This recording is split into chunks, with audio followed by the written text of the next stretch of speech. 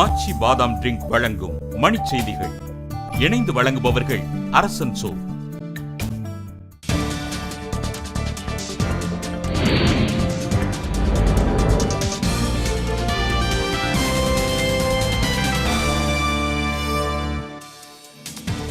சூரிய ஆற்றலில் மின்சாரம் தயாரிப்பது குறித்த கொள்கையை வெளியிட்டார் முதலமைச்சர் ஜெயலலிதா.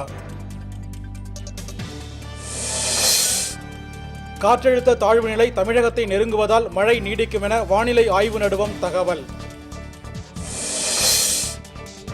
மன்னார்குடி அருகே மிதிவண்டியில் சென்ற 2 பெண் குழந்தைகள் சரக்குந்து மோதி உயிரிழப்பு. இணையதளம் மூலம் தலைமை ஆசிரியர்களுக்கான இடமாறுதல் கலந்தாய்வு தொடக்கம். நடுவண் மின் தொகுப்பிலிருந்து தமிழகத்திற்கு மின்சாரம் தரப்படவில்லை என்ற குற்றச்சாட்டுக்கு நாராயணசாமி மறுப்பு.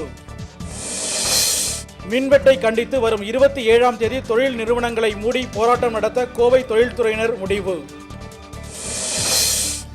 கனமழையால் பழனி, புதுச்சேரி உள்ளிட்ட இடங்களில் சுவர்கள் இடிந்து விழுந்ததால் ஊர்திகள் சேதம். நித்யானந்தா பதவி நீக்கம் செய்யப்பட்டதை வரவேற்று திருவண்ணாமலையில் இந்து முன்னணியினர் கொண்டாட்டம். காரைக்குடியில் அதிக அளவில் குவிந்திருக்கும் குப்பைகளை உடனே அகற்றுமாறு நகராட்சிக்கு பொதுமக்கள் கோரிக்கை.